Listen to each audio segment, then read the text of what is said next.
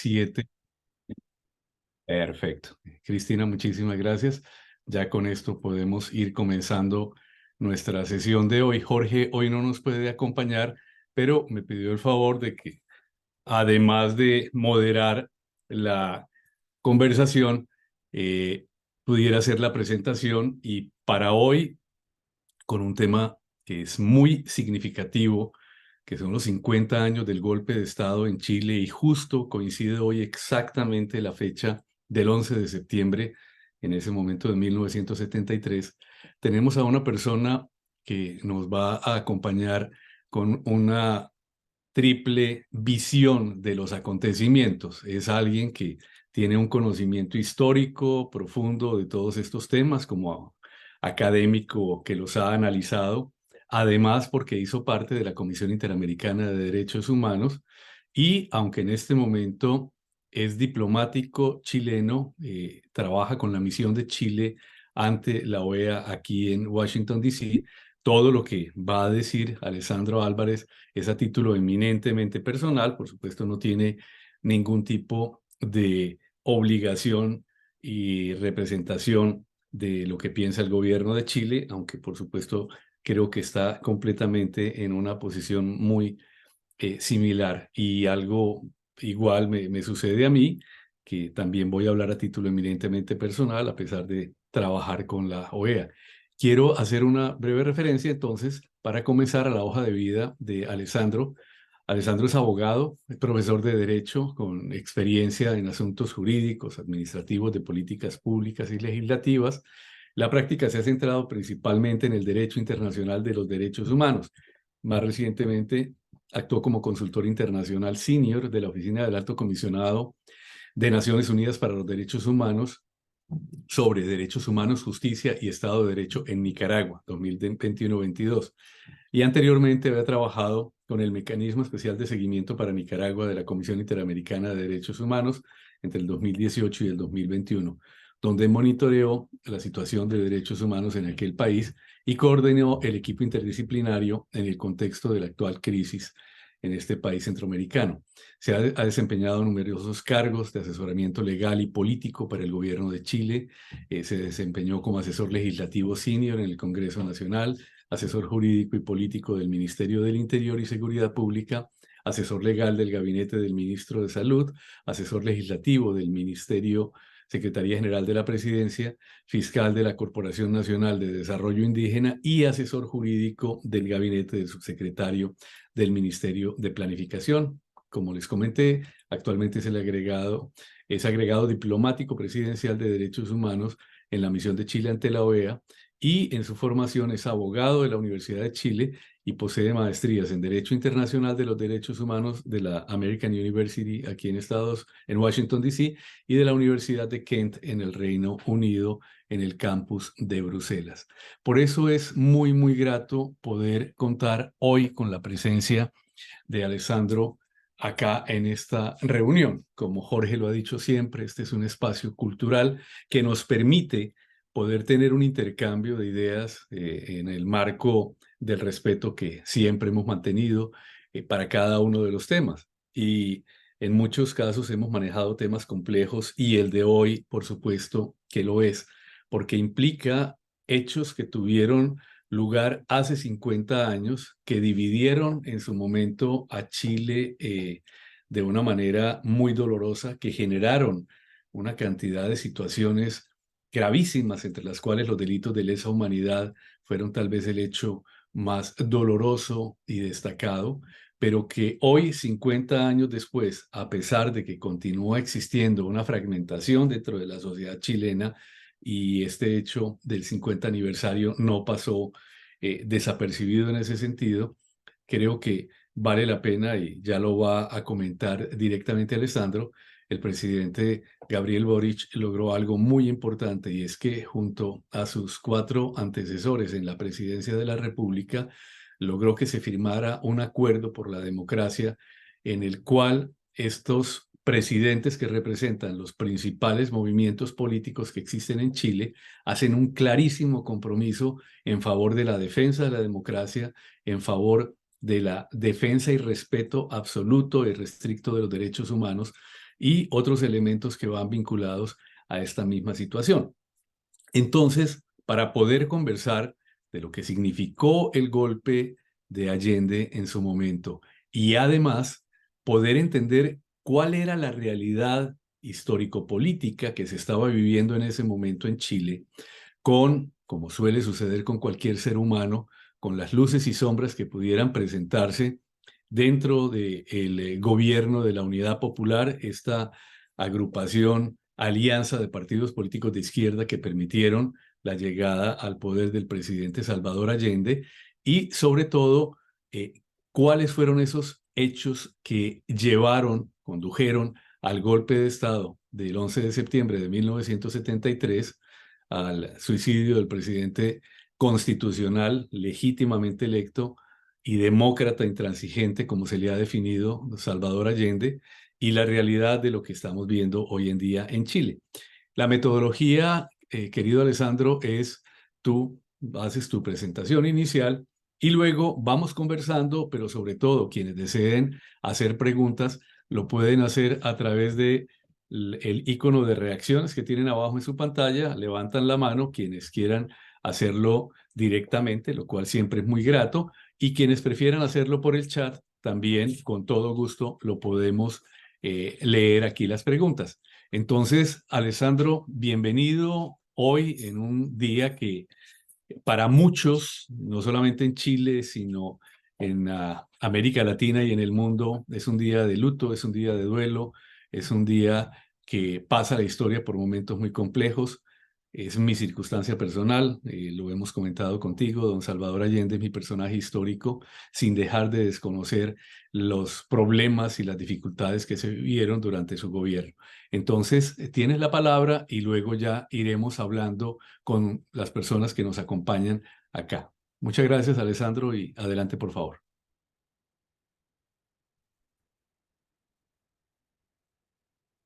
Ah, creo que tienes el micrófono apagado. Ahora sí. Decía, muchas gracias, José Luis. Esta es la segunda vez que participo en estos encuentros. Estuve la vez anterior, escuché atentamente y agradezco mucho la invitación que se me está haciendo. Y quisiera partir eh, recordando las palabras del propio presidente Allende, que en su último discurso dijo algo que a mí me resuena bastante fuerte en la memoria.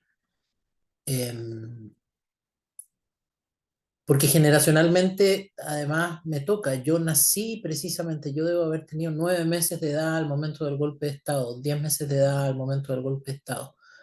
De modo que crecí en dictadura, fui criado en dictadura y abandoné Chile durante mi niñez en ese contexto. El presidente Allende dijo en ese discurso, que escuchaba hoy de nuevo, como todos los 11 de septiembre, tienen la fuerza, podrán avasallarnos, pero no se detienen los procesos históricos ni con el crimen ni con la fuerza. Recordaba esta frase cuando en Chile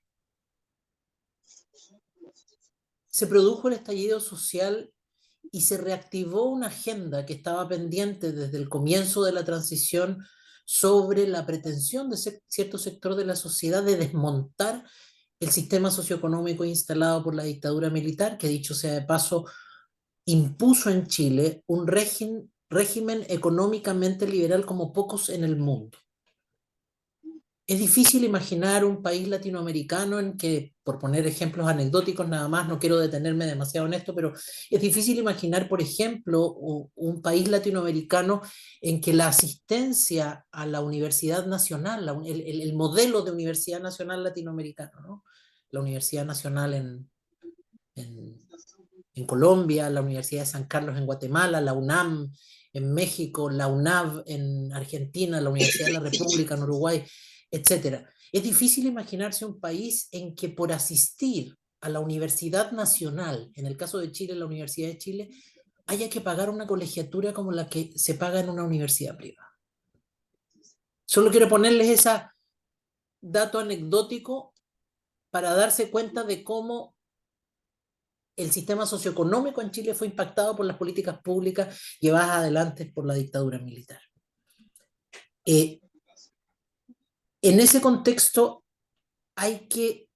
os voy a proponer la visión del golpe de Estado en Chile como un acto disciplinario. Y para llegar a esta conclusión, que les adelanto, voy a revisar muy brevemente, pero con la mayor cantidad de evidencia posible que permite una conversación de este tipo, la historia de Chile en relación con esto, que me permite decir a mí que el golpe de Estado fue un acto de disciplinamiento, que no es el primero en la historia de Chile. En Chile, la formación de la República, primero que nada, ocurrió de manera muy temprana. Y ocurrió de manera muy temprana porque mientras en el continente latinoamericano, y discúlpenme mi ignorancia, yo sé que el público acá es mayoritariamente colombiano y desconozco los detalles de la constitución de la República Colombiana y el proceso en el cual durante el siglo XIX se constituyó como república, pero en general todas y todos sabemos que en nuestra región la constitución de la República supuso un cúmulo de luchas intestinas en que las oligarquías locales y los sectores políticos locales terminaron realizando arreglos que permitieron independizarse, si me permiten el término casi logístico, tributariamente de la corona. Los mecanismos que eso tuvo fueron larguísimos, pero es correcto sostener, por ejemplo, que hasta probablemente bien avanzado el siglo XIX y comienzos del siglo XX, no existían repúblicas en el sentido más propio de la palabra, con regímenes institucionales establecidos, con parlamentos funcionando, y hay cosas tan extremas como que algunos historiadores sostienen que la Cuba contemporánea como república nace con la revolución, es decir, en 1959, y que la Nicaragua republicana nace con la revolución sandinista en 1979. El punto es que en Chile ese proceso de caudillismos y de luchas intestinas ocurre muy tempranamente entre 1810 y 1833. Y en ese contexto se enfrentan fuerzas que hoy día reconoceríamos como progresistas, que suponían formas de ejercicio del poder muchísimo menos centralizadas y más abiertas que las que heredábamos de la tradición colonial española, como ideas sobre parlamentarismo o sobre federalismo que permitía la autonomía de las regiones, y entonces hay experimentos constitucionales, perdón, y constituyentes también entre 1810 y 1833 que intentan llevar adelante esto que hoy día en el lenguaje del siglo XXI llamaríamos proyectos progresistas de tipo federalista, de tipo parlamentarista, pero en cualquier caso formas de ejercicio del poder político más amplias y más, diríamos hoy día, democráticas que la heredada del gobierno con fuerte sentido de la autoridad y fuerte sentido del centralismo que se heredaba desde la colonia española. Y el triunfo es precisamente para las fuerzas conservadoras en el sentido del ejercicio de un fuerte poder centralizado que además vemos reproducido en los regímenes hiperpresidencialistas que se observan en la mayoría de los países del continente, con algunas excepciones, pero que observamos de manera especialmente intensificada en el caso de Chile. Por ejemplo, y en esto una anécdota nada más, hasta hace muy poco tiempo atrás el presidente de la República designaba, como se designa a los ministros, a todos los gobernadores regionales en Chile, a todos los jefes políticos de los departamentos, se diría en Centroamérica, o las provincias, se diría en Argentina, en fin. Era una designación presidencial, la autoridad política se llamaba el intendente. Recién hace pocos años atrás, el gobernador regional ha empezado a ser designado por el presidente de la República, pero noten ustedes que incluso el gobierno del presidente Boric, que nadie puede negar que tiene un programa y se identifica con una ideología que supone el ejercicio del poder de una manera más horizontal que este centralismo tradicional de nuestra historia, sigue perseverando en la mantención de un delegado presidencial de transición que controla y ejerce el poder junto con los gobernadores regionales elegidos, porque hay una cierta inercia de autoritarismo centralizado que incluso un gobierno como el del presidente Boric todavía está ejerciendo. El gobierno, de maneras solapadas, de maneras disimuladas, se resiste a retirar a sus delegados presidenciales sobre texto de que hay una transición en la que el ejercicio de las políticas públicas no se está desarrollando de manera suficientemente eficiente. En 1833 nace, por lo tanto, este régimen institucional de profunda raigambre centralista y con los poderes concentrados en el presidente de la República, con un actor central que es quien manda, que es el presidente de la República. Hola. Hola, hijo, ¿cómo estás? Eso ocurre en 1833 Perdón, y se Alejandro, inicia lo por que favor, se alguien denomina... tiene micrófono abierto, lo pueden cerrar, creo, Guillermo Rueda. Hola. Es el usuario, uno que se Ah, llama usuario de Zoom, que no usuario tiene nombre. Sí, si lo pudieras apagar, por favor. Todos los micrófonos apagados, por favor. Muchas gracias. Y en 1833 entonces nace eso que en Chile se ha llamado la República Portaliana, a propósito de un, yo me atrevo a decirlo, pero es algo que no opinan todos igual, un oscuro comerciante de mucho poder político que ejercía el poder detrás de las sombras durante estos inicios de República Portaliana y que probablemente sea el instigador de algunas de las guerras que tuvimos durante el siglo XIX, particularmente con la Confederación Perú-Boliviana. Lo que ocurrió con esto tiene un bien y tiene un mal. El bien es la temprana institucionalización de la República de Chile, mientras lo que observábamos en el resto del continente era el desarrollo de unos caudillismos que no permitían el ejercicio de un poder que empezara a funcionar y a tener una rutina que terminara institucionalizándose en términos culturales, me atrevería a decir, incluso identitarios. Por lo tanto, hay ahí el ejercicio de un poder profundamente centralizado y, me atrevo a decir, autoritario, en el que el presidente de la República, por razones institucionales, tiene un poder omnímodo y eso se mantiene de esa manera hasta el día de hoy. Curiosamente, a fines del siglo XIX, la oligarquía chilena se rebela contra este sistema centralizado y autoritario que ejercía la República Portaliana y los distintos presidentes que la ejercían. Y justamente ocurre en el contexto de un gobierno que hoy llamaríamos progresista, es una suerte de reconocido por algunos como un mártir del siglo XIX en este sentido, porque muere en el contexto de una guerra civil que se produce porque los sectores más cercanos a la oligarquía y por lo tanto al Parlamento, es decir, la oligarquía tenía sus centros de poder en el Parlamento, empiezan a tratar de horizontalizar, por decirlo así, el debate sobre políticas públicas por medio del Parlamento e instalan una guerra civil en la que triunfan e instalan la República Parlamentaria de fines del siglo XIX, 1891 en adelante. Y hay un periodo en que en Chile reina, si ustedes me permiten, una suerte de anarquía parlamentaria con un... Cuando uno se lo enseñan en el colegio esto, básicamente recuerdan que el Parlamento tenía atribuciones para sacar a los ministros y por lo tanto había una rotación de ministros producida por el Parlamento que a su vez representaba lo que hoy día llamaríamos grupos económicos o sectores de las grandes oligarquías que en Chile eran básicamente agrarias y mineras.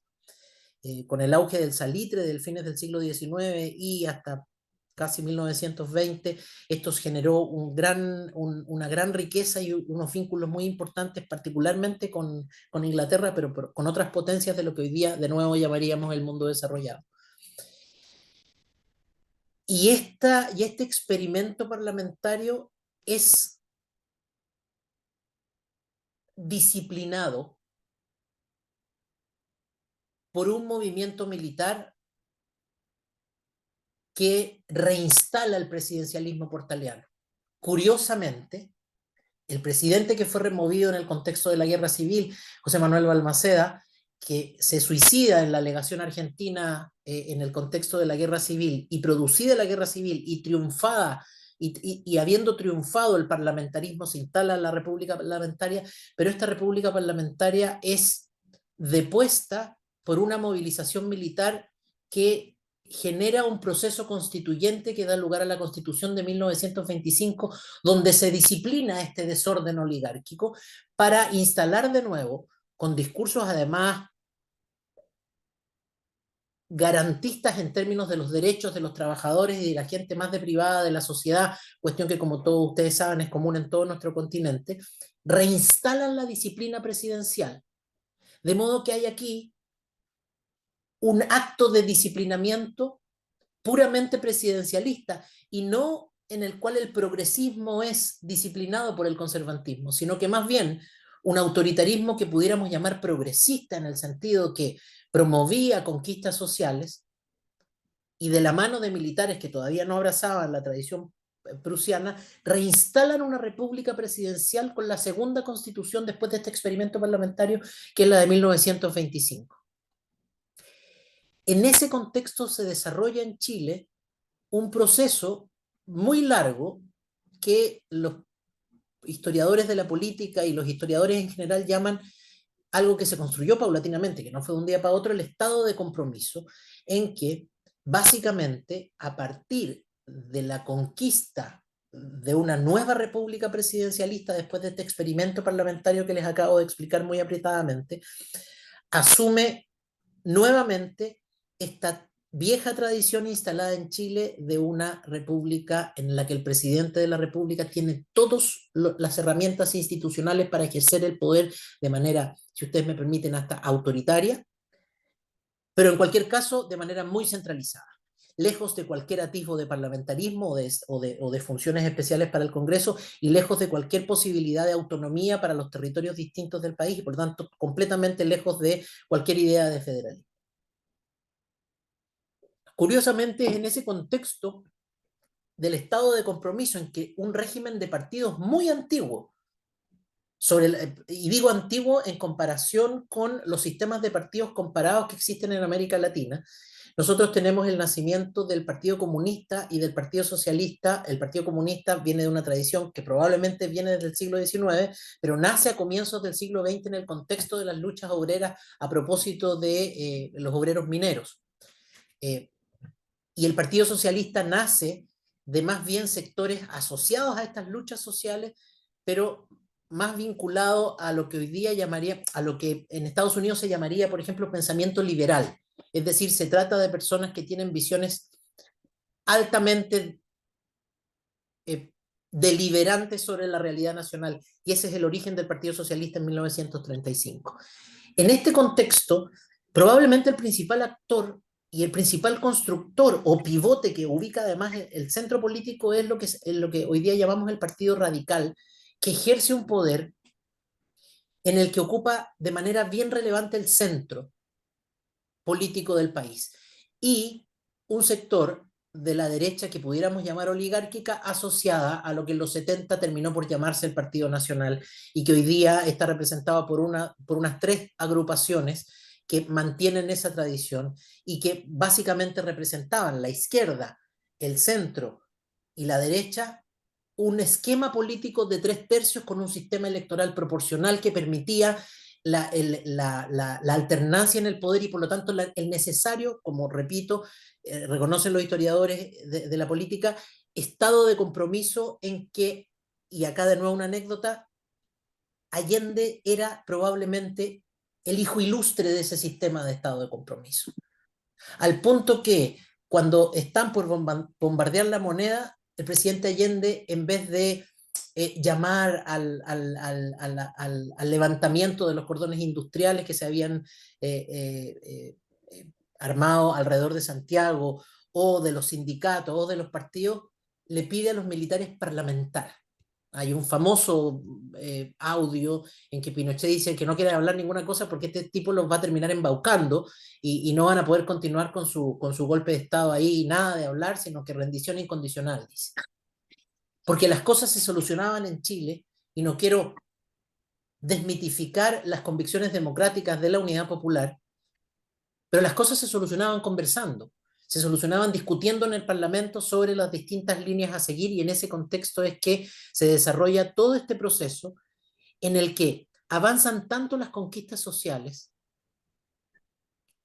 y se inserta esto además en el contexto de la lucha ideológica que supuso la Guerra Fría, que esto se termina conectando con un hecho bien específico que probablemente es una de las causas objetivas más importantes de la alarma que generó en la oligarquía y en la derecha el gobierno de la Unidad Popular. El triunfo, no les tengo que explicar a ustedes eso, pero no quiero dejarlo por obvio, el triunfo de la Revolución Cubana en 1959 acarreó la alarma de Estados Unidos y la preocupación por la miseria que se vivía en América Latina y el riesgo de que esa miseria pudiera generar una segunda Cuba. Y en ese contexto aparece la Alianza para el Progreso, y en el contexto de la Alianza para el Progreso aparece la reforma agraria, curiosamente promovida por Estados Unidos y la Alianza para el Progreso.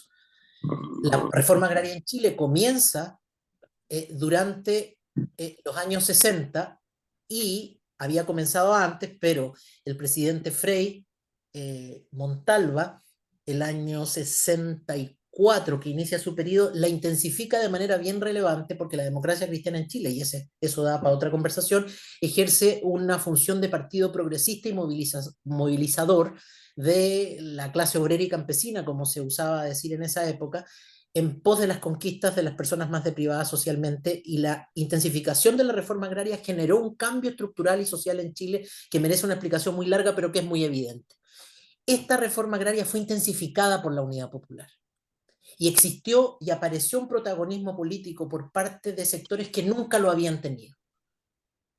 Y como dicen algunos pensadores contemporáneos en Chile, y particularmente Manuel Antonio Garretón y Carlos Peña, probablemente en esto está el enfrentamiento fundamental que se da entre los sectores sociales que eran representados por la Unidad Popular y que triunfan en la elección de 1970 con un triunfo del 36%, y los sectores representados por la derecha que obtienen el otro tercio muy parecido al de Allende, pero que se alían con la democracia cristiana para en la elección de 1973 obtener prácticamente una mitad de 45 versus un 55, la Unidad Popular un 45, habiendo ganado la presidencia con un 36%, y la democracia cristiana junto con la derecha un 45. Esta relación política hace insalvable la situación que se enfrenta en ese minuto, porque es lo que algún viejo marxista llamaría una aplicación concreta de la lucha de clases, donde la derecha ve que vienen cambios estructurales que van a cambiar la forma de vivir, no solamente las políticas públicas, sino que va a desaparecer la sociedad estamentaria en la que se vivía cuando tú a la gente a la que nunca le habías dado poder para participar en los ámbitos de decisión ocupaba ministerios, hablaba en la televisión, se movilizaba y era protagonista, el gobierno los y las convertía en protagonistas, y todo eso generó una amenaza de tal nivel que precipita el golpe de Estado, eso sin contar la amenaza geopolítica que esto suponía para Estados Unidos y por lo tanto la colaboración que hoy día está totalmente desclasificada que hizo con el golpe. Ahora, la cuestión de esta apretada explicación histórica que acabo de hacer es si esta explicación histórica, este levantamiento del desafío del orden establecido para promover el cambio social en favor de los más desposeídos, se hizo de una manera tan álgida, tan precipitada, que puede explicar el golpe de Estado. Y la respuesta es probablemente sí. Probablemente eso fue lo que pasó. La pregunta es si es que es aceptable esa explicación como una justificación ética al golpe de Estado, y la respuesta a eso es no. Y voy a terminar en unos pocos segundos diciendo, no hay ninguna acusación de siquiera atisbos de violación sistemática y generalizada de los derechos de las personas de manera violenta durante el gobierno de la Unidad Popular. No hay la acusación de censura, de prisión política, de tortura de adversarios y demás durante el gobierno de la Unidad Popular, lo que deja totalmente claro que es imposible sostener que no existía otra salida que no fuera la del golpe de Estado. Y acá tenemos que hacer el ejercicio, y esto es lo que está en debate hoy día en Chile, en tratar de excluir el análisis ético y político de lo que ocurrió, simplemente porque tenemos que analizar los elementos que antecedieron y que son probablemente factores causales de la situación que se enfrentó en 1973. Yo creo que es posible hacer ese análisis descarnado y racional de lo que ocurrió, versus la condena incondicional del uso de la violencia como forma política. Y en eso me atrevo a decir que el presidente Allende fue un adelantado, porque en contextos como los que se vivía estaba prácticamente solo en Chile, incluso dentro de sus agrupaciones políticas, para sostener que debía seguirse sosteniendo el pluralismo político, la defensa de la libertad de expresión y permitir que los distintos grupos sociales participaran de un debate político amplio para solucionar los duros problemas que enfrentaba la sociedad en ese minuto, hasta el último momento. Y de eso hay evidencia total. Quiero terminar de esta manera para poder partir con el debate que me imagino que va a estar interesante. Muchas gracias. No, muchísimas gracias a ti, Alessandro. Y mira, yo creo que, como se dice vulgarmente, colocas el balón a picar en la mitad del campo con un elemento central. Y es que para poder analizar este tipo de realidades históricas, pues es necesario tener los elementos históricos. Tú haces una revisión constitucional de lo que fue la historia de Chile para poder entender cómo esos 3/3 que conformaban el escenario, el mundo político chileno, la izquierda, el centro y la derecha, llegan a esta circunstancia del año 1970, cuando asume el presidente Salvador Allende. Pero mientras, perdón, tenemos preguntas y comentarios, yo quería preguntarte eso precisamente, Alessandro. Hay un tema que es bien significativo. Allende llega al poder con el 32 punto algo por ciento de los votos. 36. 36% de los votos, exactamente. Lo cual de por sí demostraba que ya había una minoría mayoritaria, pero que no le iba a permitir gobernar con la amplitud que quisiera en el Congreso. Eso que lo estamos viendo hoy también en muchos países, en ese momento y en ese estado de polarización, pues hacía que las cosas fueran muy complicadas. ¿Cómo es ese momento, Alessandro, en el cual Salvador Allende, que además ya llevaba 3 presentaciones como candidato socialista a la presidencia y había sido derrotado, logra obtener ese 36% y el Congreso en Valparaíso, ese es un hecho interesante también a tener en cuenta, que el Congreso no sesiona en Santiago, sino en Valparaíso, decide ya ungirlo como presidente. ¿Qué país tenía en ese momento? Ya tenemos después 2 preguntas. ¿Quieres que responda inmediatamente? Sí, por favor, de una Sí. vez. Hay que hacer una pequeña aclaración. El Parlamento funcionaba en Santiago, no en Valparaíso. Eso es cuando retorna la democracia que el Parlamento pasa a Valparaíso.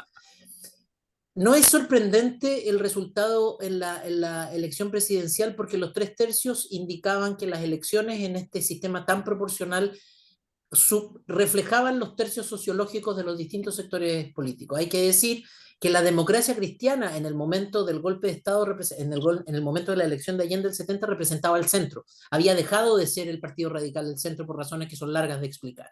El Partido Radical era un partido socialdemócrata, laico, y ese espacio del centro es reemplazado por la democracia cristiana.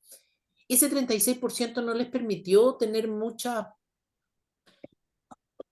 reflexión sobre cuál iba a ser el futuro parlamentario, porque con la Guerra Fría, con la oligarquía y con los Estados Unidos preocupados por la asunción del presidente Allende, la pregunta que tenían que responder es si la tradición, que además no era una regla constitucional escrita, iba a seguir siendo respetada.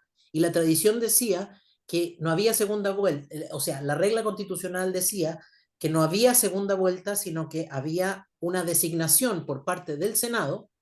En votación, el Pleno del Senado designaba al presidente de la República y la tradición, que no estaba escrita, decía que se designaba al presidente, al candidato mayormente votado. Por lo tanto, lo que necesitaba Allende era tener los votos en el Senado para ser designado, porque sabía que habían presiones para romper esta tradición, que dicho de paso no estaba escrita en la Constitución. Y para eso tuvo que hacer un pacto con la democracia cristiana, representada de manera casi solamente formal por Radomiro Tomic, que había sido la tercera mayoría. Radomiro Tomic representaba a los sectores más progresistas del Partido Demócrata Cristiano, pero quienes realmente lideraban al Partido Demócrata Cristiano eran Eduardo Frei y Patricio Aylwin, que después fue presidente de la República. Sobre todo Patricio Aylwin representaba a los sectores más conservadores de la democracia cristiana, y fueron muy reacios a entregar el poder, pero ocurrió una anécdota que fue la primera intervención de Estados Unidos acá, que financió a grupos de ultraderecha para que secuestraran al comandante en jefe del ejército y generar la sensación, estas operaciones que se llaman de falsa bandera, generar la sensación de que había sido un grupo de izquierda y con eso promover que el Senado no designara a Allende. Rápidamente se aclaró que esta había sido una operación de falsa bandera. En ella murió el comandante en jefe del ejército, René Schneider, y eso precipitó que dentro de las facciones internas de la democracia cristiana pudieran avanzar hacia la designación de Allende sobre la base de un acuerdo de garantías constitucionales que básicamente pretendían que no se violaran los típicos derechos liberales bajo un gobierno marxista socialista elegido democráticamente. Ese era el país que enfrentaba el presidente Allende, con una alianza que hace con la democracia cristiana y que finalmente lo apoya, ayudado por esta situación que terminó resolviendo el juego de facciones que había dentro de la democracia cristiana, que como ya les dije, enfrentaba sectores más progresistas y más conservadores, y era más importante el liderazgo de los conservadores, lo que dificultaba mucho la operación que tenía que hacer la Unidad Popular para conseguir que el Senado siguiera respetando la tradición que se había respetado hasta entonces. Gracias, Alessandro, porque ya con ese panorama que tú nos das, y antes de dar la palabra a Juan Ricardo Benavides y a Manuel Galindo, lo que tenemos es un país dividido, un partido socialista que aglutina a la izquierda dentro de la Unidad Popular, que obtiene el 36% de los votos, al cual el Senado, por tradición, y siendo el candidato más votado, le da la opción de ser el presidente, justo en ese ambiente de polarización, primer gobierno marxista electo democráticamente en el mundo, y es en Chile, en América Latina. Y además viene este atentado que pretendió cambiar el curso de las cosas para que no fuera ungido Allende. O sea, ese es como el panorama con el que arrancamos. Entonces vamos con Juan Ricardo primero, y hay también otra pregunta a la que ya hiciste más o menos referencia, de Rafael Campo, que habla de la influencia de la Guerra Fría sobre lo que sucedió en Chile y luego en Argentina, para que la tengas en cuenta, Alessandro. Y vamos con Juan Ricardo desde Pasto, por favor. Gracias, buenas noches. Saludos para todos. Yo tengo una pregunta para Alessandro. Eh, Dentro del corto tiempo que alcanzó a gobernar la Unidad Popular en Chile, ¿qué reformas pudieron adelantarse o sencillamente no fue posible hacerlo dada el poco margen de gobernabilidad permitido por la oposición en ese momento, o si realmente hubo algunas cosas que pudieran rescatarse o rememorarse en este momento y que de algún modo precipitaran el golpe, ¿no? Es decir, si realmente hubo cosas que afectaran intereses económicos o políticos de las clases dominantes, que precipitaran una salida de fuerza a lo que estaba ocurriendo en la coyuntura del momento en Chile. Gracias.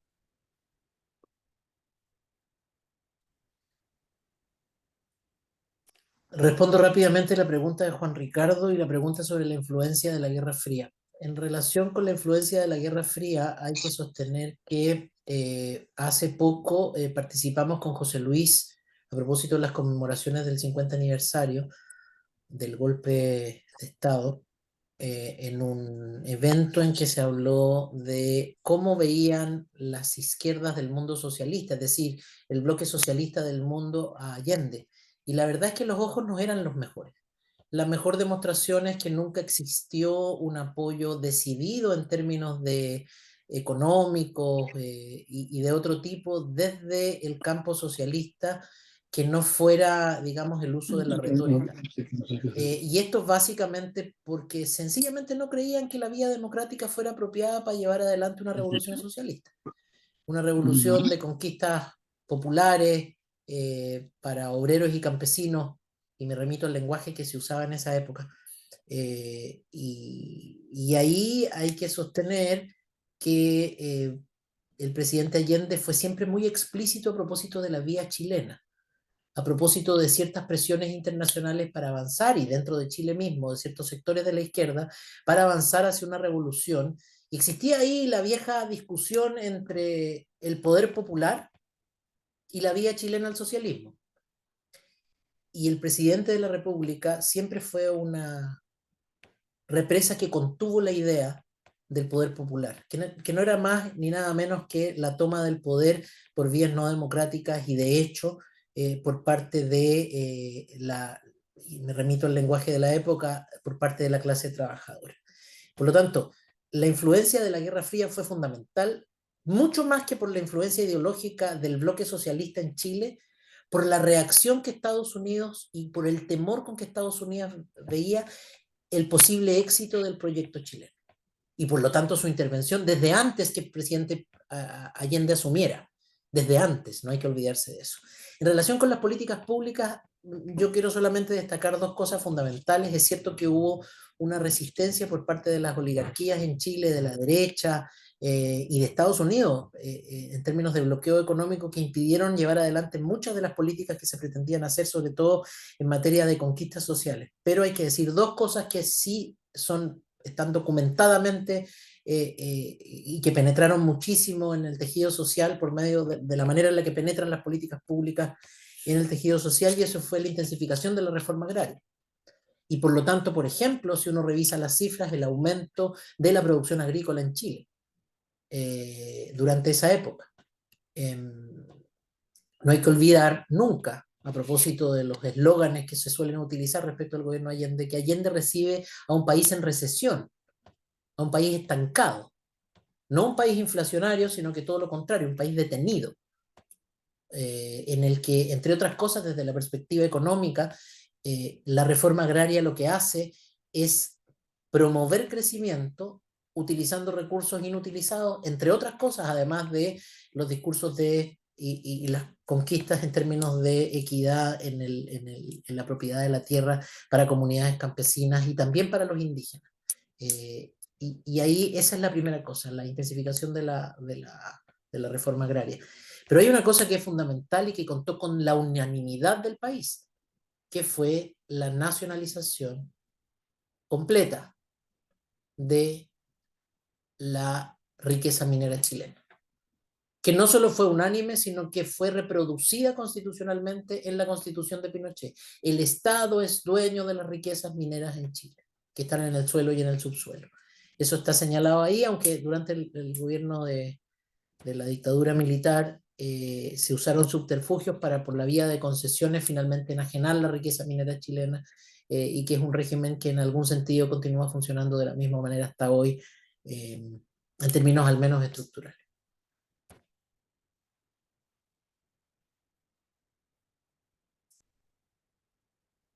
Perfecto, perdón, es que tengo apagado el micrófono mientras prendo y Perdón, parecerá cosista decir esto, pero el gobierno del presidente Allende, en un país empobrecido como el chileno de los años 70, aseguró, y hasta el día de hoy existe, que cualquier niño, de la extracción social que sea, tiene derecho a un medio litro de leche al día. Esa sigue siendo una política pública que jamás fue cambiada, que en la época además era una gran conquista, considerando los niveles de desnutrición y demás que había en Chile. Hay que ver cuáles eran los datos en esa época para saber qué importante fue el medio litro de leche, la medida del medio litro de leche. Antes de pasar la palabra a Manuel Galindo, dos comentarios brevísimos que tú podrás ampliar también más adelante. Primero, recuerdo que los temas iniciales, no la expropiación de fondos per se, pero los temas de reforma agraria venían de leyes que fueron aprobadas durante la época de la democracia cristiana, ¿no? Que la gente suele pensar que fueron medidas radicales impuestas por Allende, y lo que se tomaron fueron esos primeros elementos. Y lo segundo, hay una frase, estaba buscándola ahorita rápido, no la alcancé a encontrar, famosa, de Henry Kissinger sobre el tema del contexto de la Guerra Fría, donde dice algo tan horroroso como: no se le puede permitir a un país que así haya elegido democráticamente a un presidente pueda continuar con la vía hacia la destrucción, o algo así. Es decir, él se arrogaba el derecho de corregir el error histórico de una elección democrática. Es algo que aparentemente es inconcebible, pero fue la realidad de lo que sucedió en ese momento. Seguimos entonces. Manuel, por favor. Gracias, doctor Ramírez. Bien interesante la disquisición que se ha hecho, los comentarios y lo que ha comentado Alexandro sobre la situación chilena.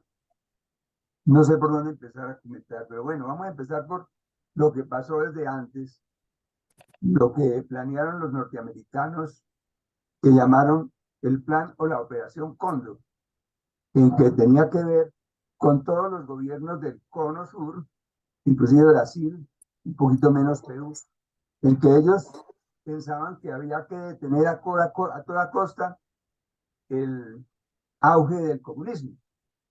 Es así como parece que este señor Snyder realmente no fue un accidente, fue el que lo mandaron matar. Eso es lo que me han dicho a mí, lo mandaron matar, porque no querían que subiera Allende, querían, desde el mismo momento en que fue elegido, querían evitar que subiera al poder. Y eso siguió más adelante, porque tiempo después mataron a creo que fue a un canciller que estaba en Estados Unidos, y después a un general Tellier, algo así como Tellier, lo mandaron a matar. Querían acabar con ese régimen. Pero bueno, yo estuve varias veces en Chile hace algunos años y oía los comentarios, sobre todo de los colegas. Muchos de los colegas son de derecha, otros de izquierda, entonces yo oía diferentes comentarios. Entonces quería, pues, comentar un poquito sobre eso. Y entonces toco el tema de las dictaduras. Muchas de las dictaduras han tenido cosas positivas, empezando, por ejemplo, Rojas Pinilla, a pesar de que fue un dictador, hizo muchas obras positivas en Colombia, como lo hicieron, por ejemplo, los gobiernos de Venezuela, de Pérez Jiménez y otro dictador que hubo por allá, ¿cómo era que se llamaba? Marcos, uno fue Pérez Jiménez, ¿no? Que fue más reciente. A comienzos, Uno a comienzos del siglo, Juan Vicente Gómez. Juan Vicente Gómez. Ellos realmente, cuando uno se pone a ver la historia de Venezuela, ellos dos hicieron cosas muy positivas a favor del, digamos, del crecimiento económico de ese país. Y, por ejemplo, Fujimori, que no fue un dictador en forma, fue teóricamente elegido por el pueblo, pero realmente fue un dictador, hizo cosas positivas por el país. Sin embargo, esa es la parte positiva de los dictadores, pero la parte negativa es esa cantidad de masacres, muertes, la falta de las libertades a las personas, no hay libertad de prensa, persecuciones, etcétera, etcétera, que pues seguramente Alexandra nos podría contar mucho más de eso. Entonces el balance pues definitivamente no podemos aceptarlo. Entonces ahí recuerda una frase de Winston Churchill que decía, hablando de las dificultades de la democracia, decía, la democracia es el peor sistema de gobierno, salvo todos los demás que se han inventado, dando a entender pues que la democracia tiene muchas dificultades. A veces un presidente puede tener unos proyectos muy interesantes y a veces se le dificulta su trámite en el Congreso, o a veces inclusive abortan esos procesos. Yo finalmente quisiera preguntarle a Alexandre, basado en lo que yo escuché, dicen que Salvador Allende no tuvo la capacidad de elegir adecuadamente a sus colaboradores y que por eso el país sufrió un gran deterioro, que hubo una inflación terrible, que había escasez de alimentos, etcétera, etcétera. Entonces, ¿qué hay de cierto en eso? O si es que él heredó una situación negativa de los gobiernos anteriores. Eso era lo que quería comentar, pero me gustaría que Alexandra nos explicara un poquito más, profundizara un poquito más sobre estas inquietudes que yo tengo sobre el paso de Allende por el Ejecutivo de Chile. Bueno, en relación con eso, yo pido excusas porque no soy experto en economía, pero hay que decir dos cosas. El primero es el dato sobre cuáles eran los datos económicos al momento de asumir el gobierno del presidente Allende. Lo segundo eran ciertos acuerdos económicos globales en esa época sobre, por ejemplo, una desconfianza muy acendrada, que no era de izquierda, sino que básicamente del pensamiento económico latinoamericano, entre otros, sobre el comercio exterior y por lo tanto la necesidad de industrialización para, por sustitución de importaciones como forma de desarrollo. Entonces, ciertas políticas que son vistas con recelo hoy día eran parte de un cierto consenso que existía en el pensamiento económico de la época sobre cómo llevar adelante las políticas económicas. Y el segundo punto que quisiera destacar es que hoy día lo sabemos, eh, se los voy a contar anecdóticamente. Llegó el golpe y empezó a haber de todo. Digo esto porque una de las explicaciones del desabastecimiento está en un elemento objetivo sobre el acaparamiento por parte de los agentes que a su vez controlaban la economía por la generación de monopolios. No hay que olvidar que esto que mucho se dice dentro de la derecha latinoamericana sobre promover las libertades económicas llega hasta que el grupo de agricultores tiene que competir con productos europeos o productos de otros países y empiezan entonces a pedir protecciones estatales para para llevar adelante. Pareciera que en muchos casos un discurso liberal económicamente que promueve la competencia en términos comerciales y demás, solo aguanta hasta que afecta los intereses de quien está sosteniendo eso. Mi sensación, estoy dispuesto a discutirlo porque es un asunto debatible, es que las derechas, particularmente las continentales, me refiero a las de Latinoamérica, más bien son gremios de interés que auténticos creedores de la libertad económica y de la libre competencia realmente. Porque hoy día hemos aprendido que cuando uno va a vender camisetas o zapatos, probablemente el libre mercado es la mejor forma de asignación de recursos. Sabemos también, y eso lo sabe todo el mundo desarrollado, no es una invención mía, que cuando hablamos de otros bienes y otros productos como la salud, la educación y la vivienda, probablemente el mercado no es el mejor asignador de recursos. Y por lo tanto, estas discusiones casi maniqueas sobre si se trata de derechas o de izquierdas, la verdad es que más bien han demostrado que tienen mucho de fetichismo ideológico y poco de evidencia, cuando en algunos casos es necesario que los gobiernos dirijan la economía hacia cierto punto, lo que explica, por ejemplo, el crecimiento, permítanme la palabra, galáctico de Irlanda en cierta época de su historia, o el aparecimiento de los jaguares o de los de los fenómenos asiáticos, de Singapur y otros, donde con regímenes profundamente liberales también se avanzó hacia ciertos niveles de desarrollo bien importantes, pero al mismo tiempo uno ve la manera en la que se dirigió la economía durante la pandemia y se da cuenta que cierto dirigismo en los países más liberales se llevó adelante sin ningún problema frente a situaciones de emergencia.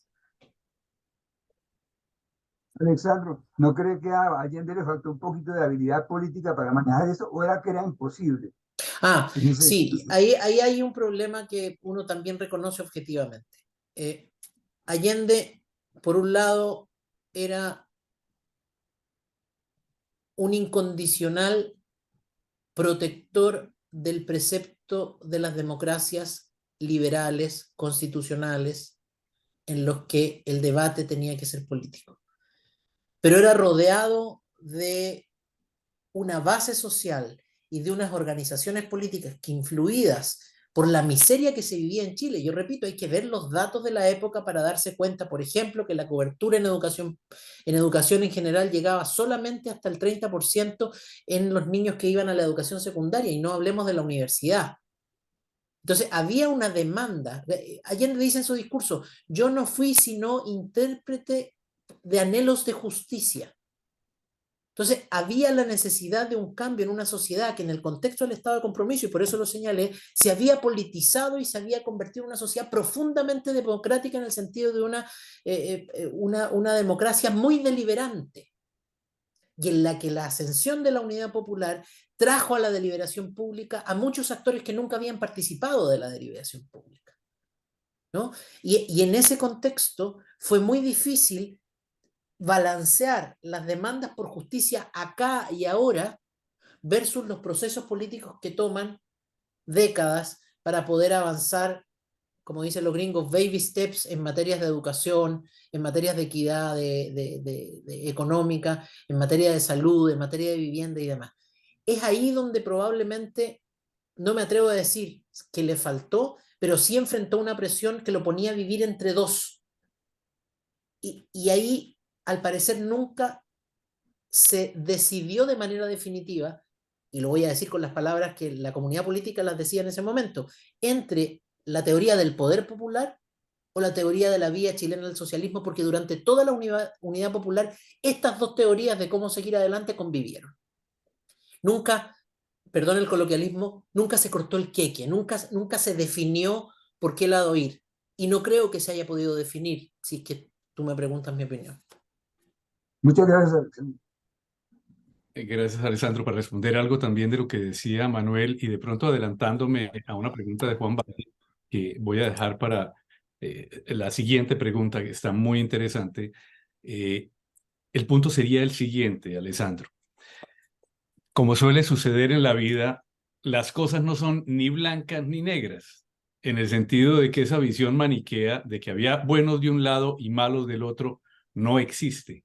Había seres humanos frente a un momento histórico con unas realidades que se estaban viviendo y lo que había era una gran cantidad de grises en esa zona del medio. Y ahí partimos de un elemento que tú lo mencionabas ahora y ya también lo habías dicho al inicio. Es evidente, y este no es simplemente un discurso de izquierda, porque afortunadamente para sustentar lo que voy a decir, están todos los documentos desclasificados de la CIA y de la época en la cual el presidente Nixon estaba en el poder, Henry Kissinger era su secretario de Estado, y cómo se fraguó todo el apoyo a los militares, a las clases económicas más pudientes y las élites en Chile para que llevaran al país a una situación económica que de por sí tenía también un apoyo por errores de políticas de Estado, pero financiaron la gran huelga de los transportadores. Para un país como Chile, que ustedes saben muy bien, es un país delgado, el cortar el flujo de transporte terrestre llevó a que subsidiaran a los dueños de los buses y de los camiones especialmente para que no transitaran los productos y con ese subsidio podían mantenerse y mientras tanto el país adolecía de una gran cantidad de elementos de comida y ese desabastecimiento llegó al cansancio de la gente y llevó poco a poco al desgaste del gobierno, que fue lo que sirvió en bandeja de plata el golpe de Estado, porque la gente cansada de lo que estaba viviendo por el desabastecimiento, por la situación política que aparentemente no tenía salida, terminan apoyando el golpe de Estado. Esa es una parte de la historia que fue la que conocimos inicialmente, pero está esa segunda parte, Alessandro, que tú me has comentado también con muchísima claridad, y es que hubo muchos errores dentro del gobierno de la Unidad Popular. Mientras el presidente Allende había estado militando a nombre del Partido Socialista, había tensión dentro del Partido Socialista de los que querían ir cada vez más adelante y que apoyaron junto al MIR, el Movimiento de Izquierda Revolucionaria, la toma de algunos fondos y algunas haciendas para crear soviets, unas cosas absurdas, pero le crearon tal cantidad de problemas al presidente Allende al interior de la coalición de gobierno de la Unidad Popular, que él no sabía muy bien cómo manejarlas. Y como hecho curioso, tal vez el partido que se mantuvo más leal fue el Partido Comunista. ¿Cómo fue esa parte, Alessandro, para que podamos entender que así como hubo todas las cosas negativas por parte de la alta burguesía, de las élites, de los Estados Unidos, de la CIA, también hubo muchísimos errores del lado del gobierno? No, yo no voy a ocultar mi sesgo. Yo no hablaría de errores del gobierno, sino que hablaría más bien de situaciones que tú identificas muy bien, y ahí solo quiero hacer una aclaración. El MIR no era parte del gobierno, no era parte de la Unidad Popular.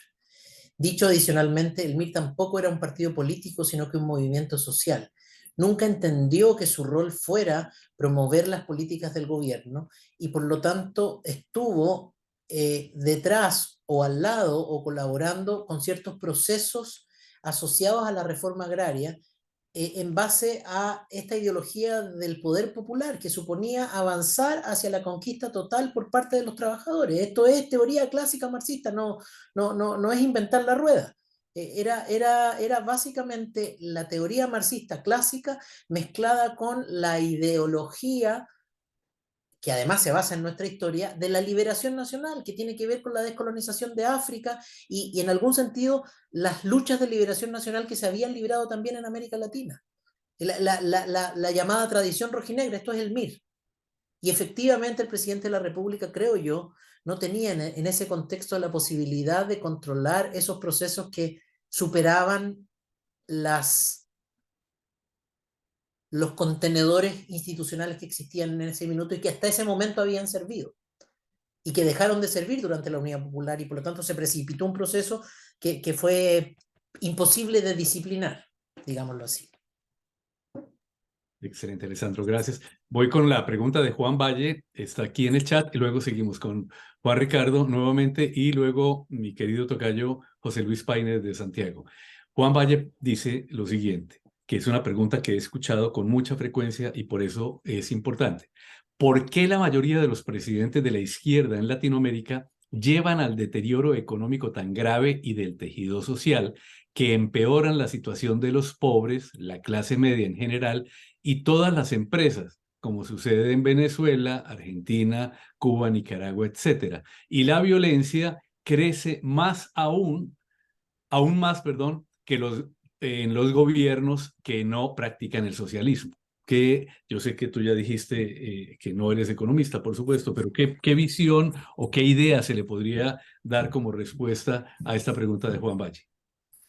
Que no hay ninguna duda de que en Argentina y en Venezuela hoy día observamos una debacle económica indiscutible, pero por ejemplo en Nicaragua no existe una debacle económica, pero en Nicaragua hay autoritarismo inaceptable a la luz de cualquier persona que sostiene las ideas que sostenía el presidente Allende.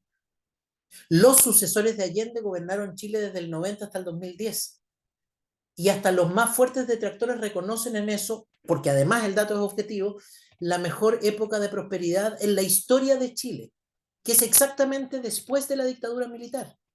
Los historiadores económicos reconocen a la dictadura militar como un factor o sea, no absolutamente irrelevante, pero relativamente irrelevante en la prosperidad relativa de Chile durante la década de los 90 y el comienzo del siglo XXI. Y la prosperidad de Chile se explica por largas políticas públicas identificadas, casi algunas de ellas de un siglo y medio y demás. La persistencia en políticas públicas explica la prosperidad de Chile. Si es cierto lo que dice Juan, ¿por qué Chile observa con gobiernos de izquierda desde el 90 hasta el 2010 nada menos que 20 años su época de mayor prosperidad? ¿Por qué un país como Nicaragua, si uno observa, ha enfrentado económicamente de manera más o menos respetable las crisis económicas que ha enfrentado la humanidad entera con la pandemia y con los huracanes? Probablemente la cuestión no está entre el eje derecha-izquierda. Probablemente la cuestión está entre tomar decisiones correctas en términos económicos o no. Es mi opinión sobre el punto, aunque yo concedo que la situación, hay alguna evidencia que pudiera servir de base a aquello que está diciendo Juan, pero en mi opinión, y puse algunos casos, como les decía, sobre esto, no es una cuestión sobre derechas e izquierdas, porque si no, el estándar de vida europeo, para generalizar, hay que ver ahí caso a caso, pero el estándar de vida europeo no sería superior al estándar de vida norteamericano, y lo es, pese a que Estados Unidos tiene ingresos per cápita mayores que los países europeos. ¿Cómo se explica eso? ¿Cómo se explica que Chile tenga mejores estándares sanitarios en términos de expectativa de vida, mortalidad materno-infantil y demás, con un ingreso per cápita muy inferior al norteamericano, tenga mejores estándares sanitarios que Estados Unidos, gobernado por la izquierda desde el 90 hasta el 2010? Solamente quería decir eso, perdón. No, todo lo contrario. Y me permites agregar algo muy breve para Juan Valle. Más que el disenso izquierda-derecha, como decía Alessandro, creo que partimos de la base de que el problema real, y más aún en los últimos tiempos en la región, es el dilema entre la democracia y los autoritarismos, sobre todo los autoritarismos populistas, que terminan degenerando en dictaduras. Y los autoritarismos populistas los hay de derecha y de izquierda. Uno puede tener un gobierno eh, como el de Jair Bolsonaro en Brasil, populismo autoritario, y tener gobiernos de izquierda que también son populistas autoritarios. Pero creo que va por ahí el asunto. Entonces va Juan Ricardo Benavides, luego José Luis Paine, y tenemos un comentario de Estela Cano que leeré ahora. Juan Ricardo, por favor, nuevamente desde bella ciudad de Pasto. Sí, gracias. Eh, Después de haber escuchado a Alessandro y a José Luis, quisiera concluir específicamente en relación con la coyuntura de Allende durante su gobierno, que la carestía que se dio de algún modo fue ficticia o facticia, como se la quiera llamar. Entre otras cosas, pues valga la pena destacar el paro de transportistas que lo acabamos de saber fue apoyado por la CIA o financiado. Eh, en ese orden de ideas y también relacionada con la pregunta del señor Valle, de pronto podríamos contestar eh, que muchas veces los líderes o gobiernos de izquierda o partidos de izquierda mejor, eh, eh,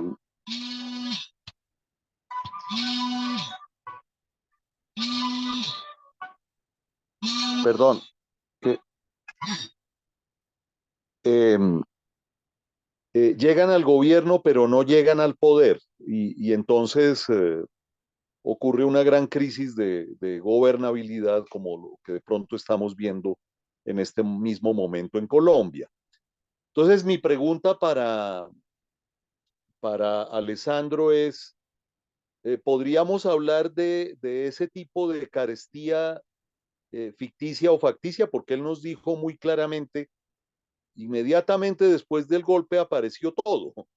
Aparecieron los alimentos, la comida, el vestido, bueno, los elementos de primera necesidad que empezaron a desaparecer.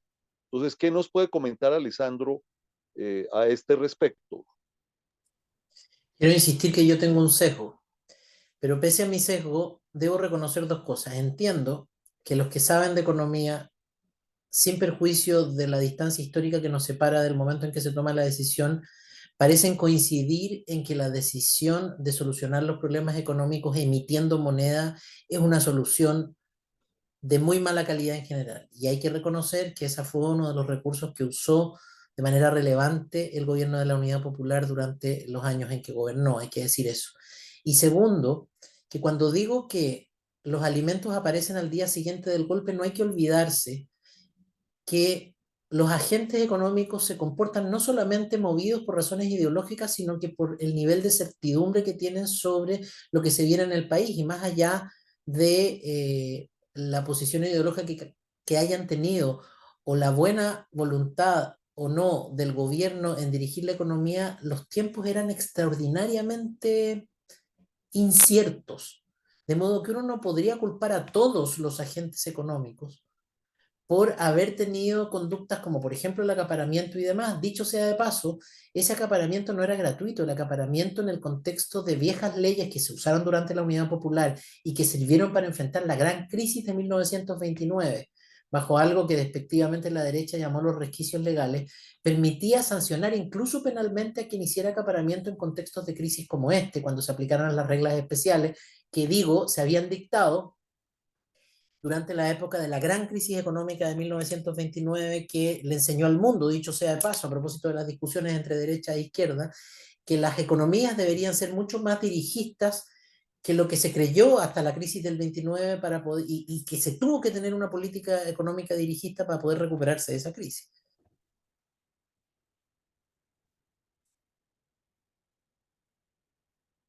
Gracias.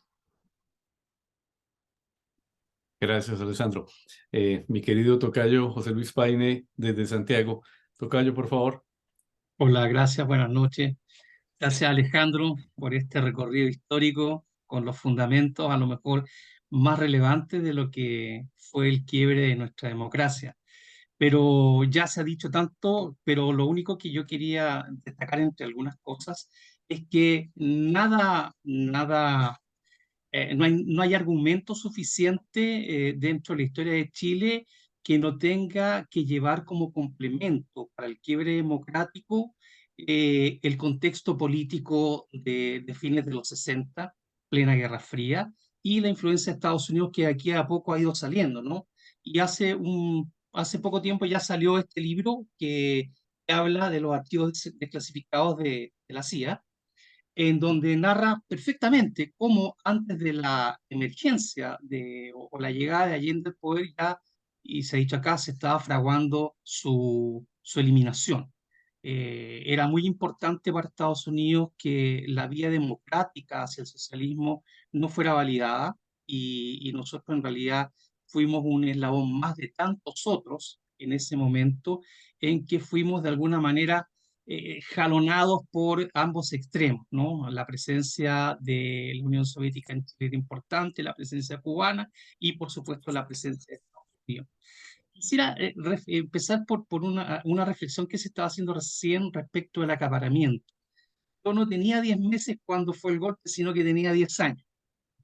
Y hay cosas que las tengo muy grabadas en mi mente y que no se me van a olvidar como este día, pero también el tema de la escasez de alimentos y que evidentemente significaba que habían dos vías para adquirir alimentos.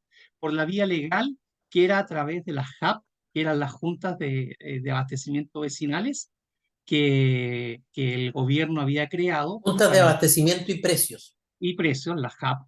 Y eso, en cada barrio había un almacén donde se almacenaban los recursos, los alimentos que llegaban, y a través de una tarjeta de racionamiento la gente iba y sacaba el kilo de azúcar, harina, etcétera.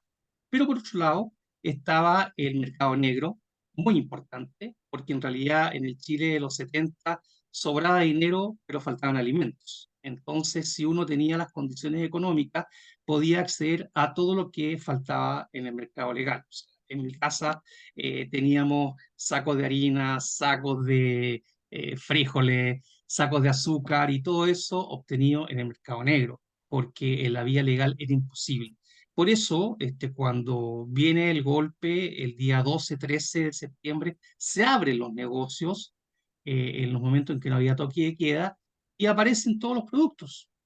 Aparece todo y ya la gente de alguna manera respiraba tranquila porque gracias al gobierno militar se estaba accediendo a alimentos básicos que durante el gobierno López no existían. Pero también eso tiene otra connotación. Yo estoy hablando ahora desde la experiencia personal más que el análisis político-económico. Y hay otra cosa que yo creo que es importante en esto, el ver que efectivamente la Unidad Popular desde su interior fue generando ciertas señales que daban la idea de inestabilidad e incertidumbre, porque era una unidad popular, estaba el Partido Comunista, que como tú lo has bien dicho, José Luis, fue un partido bastante leal, fue un partido que respaldó el proyecto político Allende y al contrario, el Partido Socialista siempre ha estado dividido, profundamente dividido, y con su secretario general, Carlos Altamirano, que a la vez era parte del gobierno, ¿no? Él fue uno de los propulsores de la salida armada, o sea, él incluso hizo llamados a los oficiales y suboficiales del ejército, de las Fuerzas Armadas, a no obedecer a sus superiores, lo que fue interpretado como una sedición. Y esto, por supuesto, provocó gran preocupación al interior de las Fuerzas Armadas, sobre todo a nivel de los altos mandos. El MAPU, el Movimiento de Acción Popular Unitaria, también estaba en sus discursos de Garretón, también hacían llamados a la vía armada. Por lo tanto, dentro del proyecto de la Unidad Popular convivían estas dos almas que, como también lo explicaba muy bien Alejandro. Vuelvo al tema del acaparamiento porque fíjense que el general Bachelet, padre de la presidenta Bachelet, él fue designado por el presidente Allende para que asumiera algo así como el control de la distribución de los alimentos en el país. Junto a él se nombró también como su asesor a un capitán de la Fuerza Aérea, que era el capitán Vergara, Raúl Vergara. Bueno, ambos cumplieron su labor desde el punto de vista, digamos, castrense para asumir un tema absolutamente, digamos, técnico. Y bueno, ambos fueron encarcelados, torturados por sus propios camaradas de armas. El general Bachelet murió producto de estas torturas y el capitán Vergara fue condenado a muerte, por traición a la patria, y después esta pena, por las presiones internacionales de la propia Iglesia, fue expulsado del país. ¿Mm? Entonces, es el costo que pagaron algunos oficiales de las Fuerzas Armadas que pretendieron ser leales al gobierno, fue un costo altísimo que significó su vida o significó el exilio y la tortura. Bueno, uno podría hablar muchas cosas, no quiero aburrirlos, pero vuelvo sobre la historia del país y es una reflexión que también es una pregunta para Alejandro. Nosotros, como bien dice Alejandro, en el año 91 tuvimos una revolución que enfrentó a la sociedad chilena. Esa revolución del 91, que en realidad fue una guerra civil, significó cerca de 4.000 muertos en distintas batallas que se dieron en la época, donde por supuesto la Marina fue una de las iniciadoras del golpe de Estado en contra del presidente Balmaceda. La historia vuelve a repetirse 80 años después, 82 años después. Y resulta que si uno mira el contexto actual de mi país, 50 años transcurridos del golpe militar, uno ve que hay un quiebre que no logra, hay una herida que no logra cerrarse. Las miradas son bastante antagónicas respecto a lo que sucedió. Hoy se dio eso en la calle, se dio eso en el Parlamento, donde hay diputados de la extrema derecha que aún siguen defendiendo el golpe militar, aún lo justifican. Y resulta que si uno va a lo que fue la guerra del 91 y va al año 1941, uno encuentra un país que está transitando en una normalidad política donde las tensiones respecto a lo que sucedió 50 años atrás prácticamente no se reconocen. Y vemos que es un país que está funcionando bien, con una emergencia de las clases medias, los sectores populares van adquiriendo más derechos, pero resulta que hoy día, en el Chile de hoy, al conmemorarse 50 años, uno ve que las posiciones siguen siendo bastante antagónicas y algunas irreconciliables, ¿no? Esa es mi reflexión. Gracias.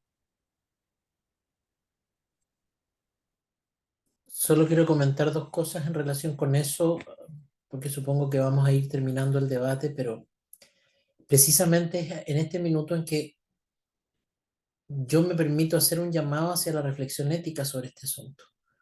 Precisamente lo que decía José Luis recién muestra que bajo los estándares que nosotros vivimos hoy día, el golpe de Estado se ve distinto a cómo se vio la guerra civil en 1891, primera cosa.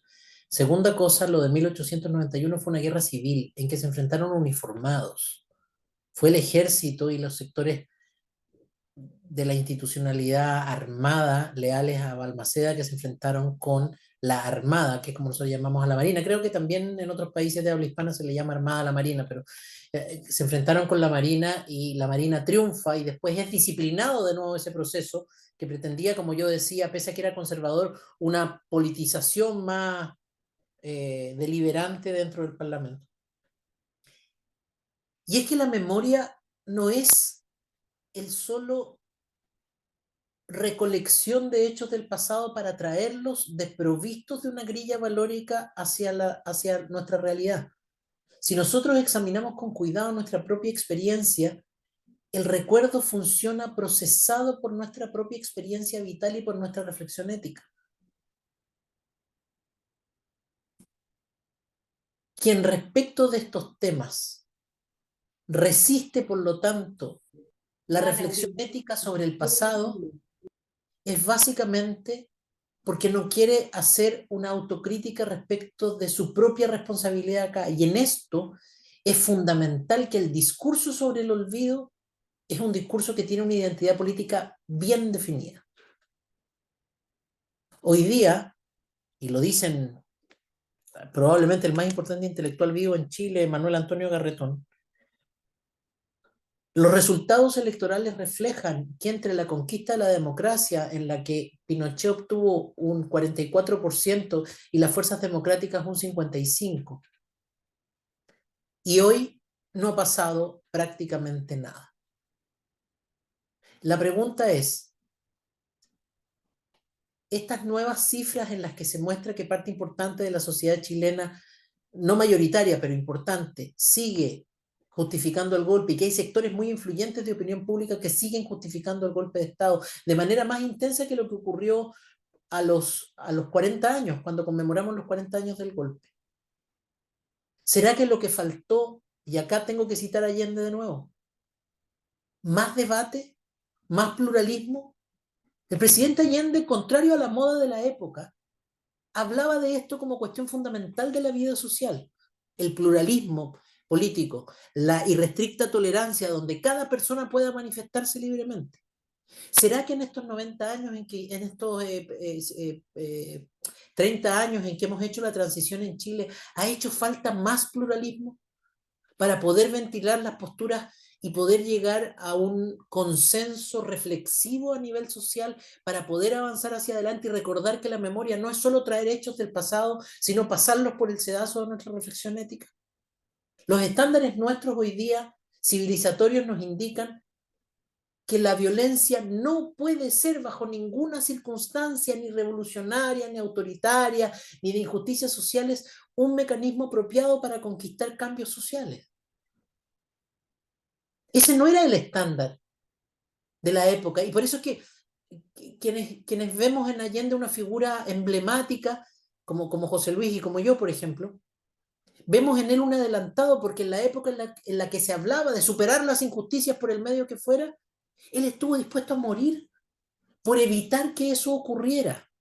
No se olviden ustedes que todas las fuerzas políticas que lo rodeaban decían, tomémonos el poder. Si la Unidad Popular el 72 en las municipales obtuvo el 51%, después de la debacle económica que provocó Estados Unidos, la Unidad Popular consiguió en las parlamentarias de marzo del 73 el 45%. Lo que decían los revolucionarios de la época es, tomémonos el poder y expropiemos a estos carajos, perdón la palabra. Y Allende dijo no. Y como lo dijo en Naciones Unidas, de irrestricto respeto por la pluralidad, de irrestricta tolerancia por las opiniones de los demás. Parece que esa es la forma de construir una memoria común. No pasando por encima de los demás o callándonos como si lo que pasó no hubiera pasado.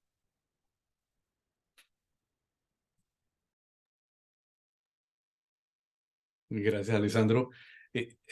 Todavía nos quedan unos minutos, pero yo quería colocar precisamente, y para reforzar lo que tú acabas de decir y lo que dijo el tocayo también desde Santiago, porque está exactamente en una perspectiva muy similar a lo que mencionamos. Varias cosas. Hubo un debate, más bien, una sesión del Consejo Permanente, mañana va a ser 8 días en la OEA, y todos los distintos delegados de los Estados miembros de la OEA y el secretario general intervinieron. Y yo quería destacar unos hechos brevemente. El primero, fue muy interesante escuchar el discurso del embajador Mora de los Estados Unidos, que hizo una serie de referencias a Allende y su condición de demócrata, que definitivamente es muy grato escuchar cómo 50 años después, y luego de haber propiciado en ese momento el golpe de Estado a través del señor Kissinger y el presidente Nixon, hay una revisión clara a la luz de los hechos históricos de lo que significó Salvador Allende. No se trata de reivindicar a un presidente marxista porque sí, sino ante una realidad de un hecho concreto que se vivió en ese momento. Segundo, lo dijo el embajador Krajewicz de Chile, lo dijo el secretario Almagro, y lo ha dicho y lo ha reiterado en todos los foros el presidente Boric, y es que la democracia hay que defenderla con más democracia, jamás con menos, y en segundo lugar, que jamás, por ningún motivo, bajo ningún concepto, se puede aceptar que un golpe de Estado sea la salida frente a una situación de crisis. Las democracias tienen imperfecciones, lo hemos visto, la situación que provocó el COVID y la pandemia demostraron todas las falencias que hay, pero bajo ningún concepto un gobierno legítimamente electo y que ha gobernado a través de los instrumentos legales pueda ser depuesto por un golpe de Estado, que creo que es lo que logra ahora el presidente Boric al hacer aprobar por sus cuatro predecesores el documento que tenemos. Pero bueno, hay dos preguntas entonces antes y luego, si quieren, vamos a escuchar las últimas palabras del presidente Allende. Falta Estela Cano. Maravilloso. Entonces, Estela Cano, que había hecho un comentario que es el siguiente: súper importante la exposición del panelista, conocer el proceso de la asunción de un líder de izquierda por la vía democrática y sus dificultades para gobernar, lo que me lleva obligatoriamente a comparar la situación de Chile en la época de Allende con la situación de la Colombia de hoy con Petro. Bueno, este tema daría para otro escenario y pues en la medida en que Alessandro conoce la situación chilena, pues no podríamos entrar a ver la situación relacionada con la realidad política de hoy de Colombia, pero muchísimas gracias, Estela, por tu comentario. Juan Ricardo quiere hacer otra pregunta y había alguien más que quería preguntar, pero Juan Ricardo, nuevamente, por favor. Gracias. Esta vez no es una pregunta, sino un comentario. Comparto plenamente la posición de Alessandro y de José Luis en el sentido de que pues no podemos dejarnos obnubilar por cualquier situación de crisis, por difícil que ella sea, y darle paso a situaciones de violencia o específicamente a situaciones de golpes de Estado en el intento de solucionar crisis. Repito, de crisis de cualquier carácter para una nación. Y entonces, a manera de epílogo, porque veo que ya estamos en los minutos finales de la reunión, no me resisto, no me resisto la tentación de compartir con todos ustedes algo que se conoció apenas o se publicó apenas el día de ayer. Perdón, hay un micrófono por ahí. Perdón, a Sánchez, ¿podríamos apagar el micrófono, por favor? Ah, gracias. Una Sí. entrevista a la señora Gloria Gaitán, hija del asesinado líder popular colombiano Jorge Eliezer Gaitán, quien fue llamada, no lo sabíamos, quizá hasta el día de ayer, por el presidente Allende en el año Pues sí, yo la 71, conocí en la mesa de tu otra vez. papá. Por Esa favor, misma. Sánchez, ¿podrías apagar el micrófono? Gracias. Ya, Juan Ricardo, gracias. Qué pena. En el año 71, por su formación como economista, fue llamada a colaborar en lo que podríamos llamar en Colombia el Instituto Nacional de Planeación. Y ella en algún momento llegó pues ella, valga decirlo, llegó a trabar gran amistad con el presidente Allende. Y en algún momento le ofrece, ya pues hacia el periodo final del gobierno, en donde la situación estaba tan crítica, le ofrece que ella se ofreció a liquidar, pues a deponer al líder del golpe militar. Estamos hablando ni más ni menos que del general Pinochet. Y ella narra en su entrevista a un periodista chileno que el presidente palideció y a renglón seguido le dijo, mira, Gloria, jamás, ni pensarlo. Si tú hicieras eso, ¿en qué nosotros nos diferenciaríamos de ellos? Es decir, todo para corroborar que el depuesto presidente Allende fue un demócrata a carta cabal y hasta en sus momentos finales, en que ya se sabía pues, que iba a haber un golpe y que probablemente le iban a quitar la vida, no solo el poder, sino la vida, él asumió esa actitud de demócrata integral, que creo que es la que debemos seguir en estos momentos del siglo XXI en que vivimos. Solo eso, gracias. Gracias, Juan Ricardo. Entonces, si te parece, Alessandro, vamos a las palabras del presidente Allende que tú mencionaste al inicio por dos cosas, tres cosas importantes. Primero, por el profundo significado de lo que él deja dicho acá, sabiendo que esto es un testimonio que va a quedar para la posteridad.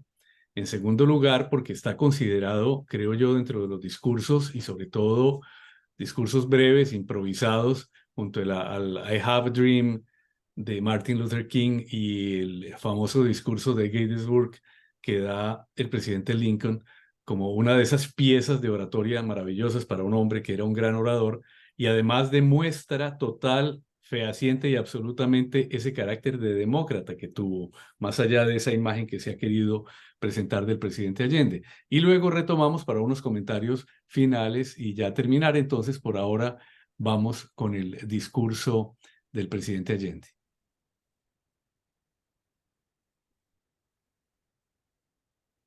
La oportunidad de dirigir a ustedes. Era un bombardeado de radio portales y radio corporaciones. Mis palabras no tienen amargura sino decepción. Y serán ellas el castigo moral para los que han traicionado políticamente. Soldados de Chile, comandantes en jefe titulares, el almirante Merino que está designado. Más el señor Mendoza, general Rastrero, que solo ayer manifestara su fidelidad y lealtad al gobierno, también será nominado director general del Carabineros. Ante estos hechos, como me acaba de decir a los trabajadores, yo no voy a renunciar. Estaba en un tránsito histórico, pagaré con mi vida la lealtad del pueblo. Y les digo que tengo la certeza que la semilla que entregáramos a la conciencia digna de miles y miles de chilenos no podrá ser cegada definitivamente. Tienen la fuerza, podrán avasallar,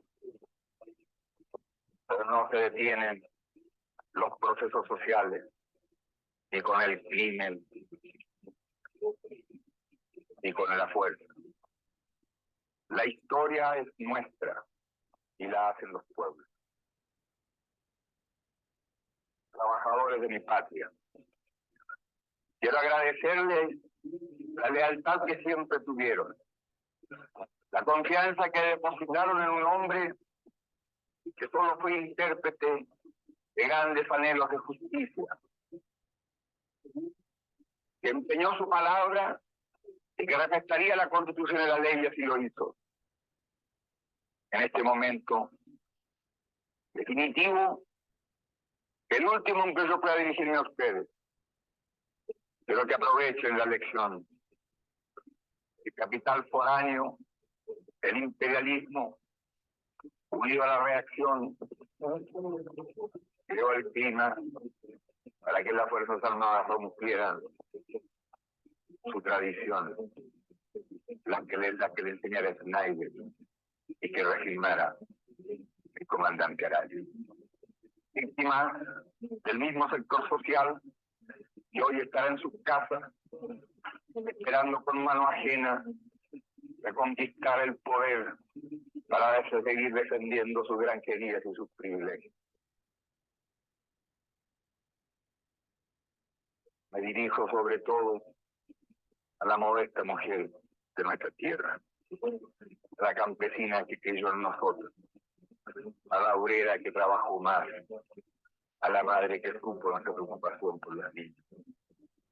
Me dirijo a los profesionales de la patria, a los profesionales patriotas, a los que hace días estuvieron trabajando contra la sedición autorizada por los colegios profesionales, colegios de clase, para defender también las ventajas de la sociedad capitalista.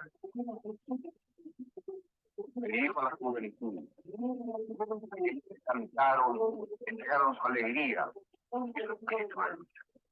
Me dirijo al hombre de Chile, al obrero, al campesino, al intelectual, aquellos que serán perseguidos, porque en nuestro país el fascismo ya estuvo hace muchas horas presente en los atentados terroristas, volando los puentes, dando la línea férrea, viendo los oleoductos y los gasoductos, frente al silencio que te da la obligación.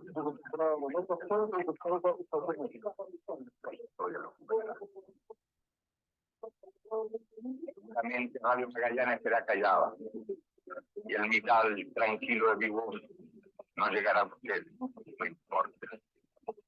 Así ya no sé.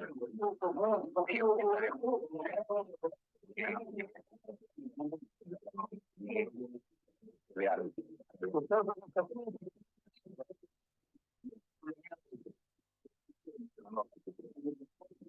Pueblo no es campaña criminal, tampoco pueblo. Trabajadores de mi patria, tengo fe en Chile su destino. Superará otros hombres este momento gris y amargo donde la traición atiende el pueblo. Llegan ustedes sabiendo que mucho más temprano que tarde, de nuevo abrirán las grandes alamedas y le pasen un benito para construir una sociedad mejor. ¡Viva Chile! ¡Viva el pueblo! ¡Vivan los trabajadores! Estas son mis últimas palabras. Tengo la certeza de que ese ejercicio no será en vano. Tengo la certeza de que por lo menos será una lección moral que castigará la felonía, la cobardía y la traición. Alessandro, ¿en qué contexto se produce esas palabras sobrecogedoras que todavía siguen llegando muy profundo? ¿Qué está pasando en ese momento en el Palacio de la Moneda? Había habido un intento, perdón que me...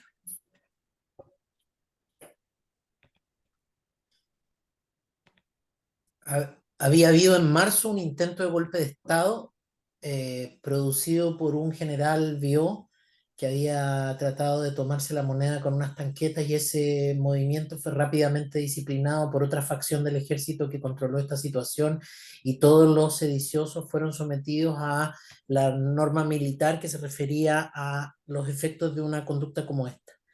En ese contexto, Allende llama a varios militares a hacerse cargo de ministerios importantes. Uno de ellos era el Ministerio de Defensa, del Interior, perdón, a cargo del general Prats, y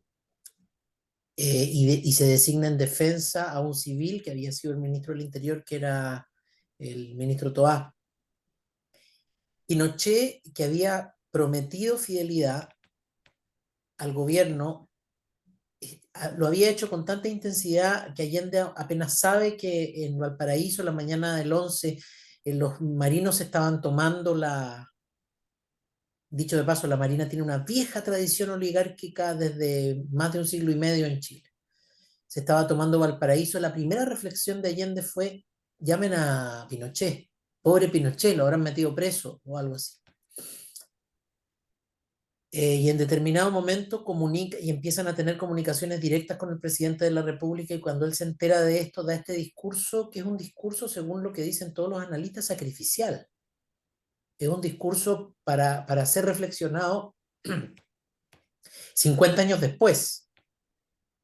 Contrario a lo que dicen varios de mis congéneres de generación y compañeros que profesan ideas políticas y sociales parecidas a las mías, yo sí creo en lo que dice Allende sobre que no se detienen los procesos sociales ni con el crimen ni con la muerte, y lo que ocurre hoy en Chile es una demostración de eso. Esa confianza en la democracia a todo evento, hasta en los momentos más críticos, es probablemente un acervo de la comunidad política en Chile, y sobre todo de quienes creemos continuar en las líneas y en las tradiciones del presidente Allende, y de lo cual Allende además fue un eslabón más también. Una vieja tradición chilena de conquistas sociales y políticas que se han cultivado y que explican la situación actual de Chile, la madurez institucional de Chile, la politización de Chile frente a tanta desesperanza que a veces nos muestran las cifras. Yo al menos me siento orgulloso de eso. Muchas gracias. Gracias a ti, Alessandro, y creo que compartimos esa emotividad, esa emoción que todavía nos llega. Sí, estos han sido días de mucha reflexión, pero de nuevo yo creo que, como lo ha dicho el presidente Boric, lo ha reiterado tu embajador, el embajador Kraljevic en la OEA, lo dijo el secretario Almagro, y se ha reiterado. Una de las lecciones más importantes y el mejor ejemplo que nos deja don Salvador Allende, el Chicho Allende, como lo llamaban con mucho cariño en Chile, o el doctor, es primero que todo el respeto por la institucionalidad democrática por encima de todo, ¿no? En sus últimas palabras, si hubiera sido otro tipo de presidente, hubiera llamado seguramente a los trabajadores a las armas, que armas no había, y sabía que con esto lo único que iba a lograr es que se hubiera presentado una masacre salvaje de trabajadores y de personas que hubieran querido salir a defender al gobierno. Por eso prefiere él sacrificarse y dejar un testimonio futuro que también, como tú mencionas, ha sido reivindicado a través de distintos gobiernos, tanto de la democracia cristiana indirectamente, muy directamente del Partido Socialista, presidente Lagos, los dos gobiernos de la presidenta Bachelet, ahora el caso del presidente Boric, que siguen manteniendo ideas similares a las del presidente Salvador Allende en su momento. Y yo creo que ahí es donde radica la mayor parte de su grandeza, de improvisar ese discurso con un teléfono en la mano, mirando por la ventana, mientras ya se veía los tanques que estaban disparando y ya van a llegar los aviones que van a bombardear el Palacio de la Moneda, cosa que pues no se había presentado hasta ese momento, y son imágenes que quedan para siempre.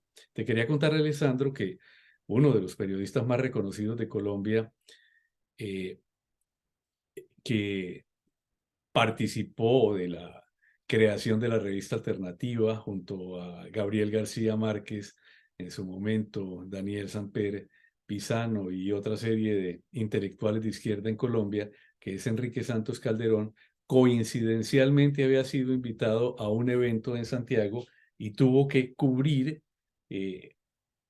sin proponérselo, lo que estaba sucediendo en ese momento. Estaba alojado en el hotel que queda ahí al lado del Palacio de la Moneda, desde el cual pues veía todo lo que estaba sucediendo. Y ahora que Hoy está el Ministerio de Relaciones Exteriores ahí, ah, en ese mismo hotel. ahí está el tocayo entonces en ese hotel, y justo mencionaba que en el momento en que él llega a Santiago, lo primero que hace es hablar con Gloria Gaitán, que Juan Ricardo mencionaba ahora, y que ella le decía que las cosas estaban ya muy, muy complejas, muy difíciles, y que la situación no se veía nada fácil. Tocayo, por favor.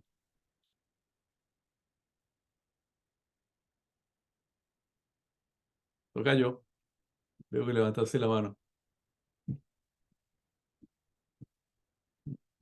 Algo pasa con el José tocayo. Luis Paine. Algo pasa desde Santiago. Bueno, Sí. a que se reconecte. Y ahora, Juan Ricardo, solo para decirte, eso tiene una historia mucho más larga porque pues, hubo un romance entre el presidente Allende y Gloria Gaitán, y bueno, ahí hay una serie de historias y cosas. Aparentemente, Gloria Gaitán quedó embarazada del presidente Allende y eso generó otra serie de situaciones. Ahora, para ahí está el tocayo. Antes de entrar en los chismes, más bien los dejamos ahí y vamos con el tocayo. Sí, ya de vuelta. Sí, efectivamente, la Cancillería es donde está el Hotel Carrera, donde hay gran parte de las filmaciones del ataque a la moneda. Para mí hoy día fue muy emocionante estar en el piso 14, uno de los pisos que fue ametrallado durante ese día porque estaban los periodistas ahí, y mirar desde ahí la moneda. Yo simplemente quería señalar que dentro del discurso hoy día del presidente se agradeció a todos los países que fueron solidarios con nosotros, a los presidentes que estaban allí presentes y también a todo el cuerpo diplomático que colaboró. Y en este sentido quiero decirle a mis amigos colombianos que mi afecto crece cada día más hacia ellos porque poco encontré una tesis de un alumno colombiano respecto a la labor de la diplomacia colombiana durante el golpe militar. Y el embajador de esa época rescató a cientos de chilenos. Fue el último país, fue en realidad durante 3 años, Colombia fue el único país que reconoció el derecho a asilo político. Y eso permitió salvar a muchos chilenos que se fueron a Colombia y de ahí emigraron hacia otros países. Pero la labor del embajador colombiano en la época, más su ministro consejero, fue fundamental para rescatar a cientos de chilenos y también a sus a sus propios compatriotas que estaban detenidos en un buque de la Armada que se llamaba Lebu, donde eran torturados y los mantenían, digamos, en aislamiento. Que vaya este agradecimiento tras 50 años de ese esfuerzo por el respeto de los derechos humanos hacia mis amigos colombianos. Muchas gracias. A ti, tocayo, por ese comentario tan sentido, y creo que tú estás devolviendo con creces todo ese afecto y solidaridad porque eres mitad colombiano por toda tu cercanía con Colombia, con ese excelente trabajo que estás haciendo como delegado del gobierno de Chile en las conversaciones de paz con el ELN, que esperamos que fructifiquen y que puedan llevar realmente a al menos la paz con este grupo guerrillero. Esperemos que así sea. Y lo otro, tocayo, que tú sabes muy bien, es que en ese momento el gobierno era el gobierno del presidente Misael Pastrana, que era un gobierno de centro derecha, cercano a la democracia cristiana, pero sin importar el tipo de ideología que tuviera, hizo prevalecer esos principios básicos de la política exterior colombiana y sobre todo el del derecho de asilo, cosa que nos enorgullece, y un número importante de chilenos que llegaron a Colombia, algunos de los cuales tuve el honor de tener muy cerca, entre ellos a Óscar Landerreche, a quien quiero mucho, y a su hijo el Peque, que ya hoy debe ser una persona bastante estructurada, por supuesto, de ese momento. Y también todos los que pudieron salir en Uruguay, hacia Uruguay, perdón, Venezuela, una buena cantidad, hacia México, Estados Unidos, República Democrática Alemana, también un buen número de personas. Hay un libro excelente del ex canciller Roberto Ampuero, tiene varios, entre otras El último tango de Salvador Allende, que vale la pena ser leído, y está también el de Nuestros años verde olivo, del momento en que él sale muy joven de las juventudes comunistas, cómo termina yendo a Alemania Oriental, conociendo a una cubana con la que se casa, cómo llega a Cuba y luego cómo queda desilusionado de todo lo que ve en Cuba y termina regresando a Chile, viendo lo que él consideraba que era ese paradigma del paraíso socialista, que terminó siendo otra cosa completamente distinta a la que él siempre soñó. Pero bueno, eso nos da también para otro tema. Antes de terminar, yo quería pedirle el favor a Cristina, si nos pudieras colocar, Cristina, el tema de la siguiente reunión, y luego ya para darle la palabra a Alessandro, y con esto podríamos terminar. Si tú lo Claro tienes. que sí, José Luis. Gracias. Muchas gracias. Muchas gracias a los expositores por la conferencia muy interesante, a los comentaristas muy interesante. Aquí les voy a hacer una invitación en nombre del doctor Ramírez para la próxima presentación de nuestra charla.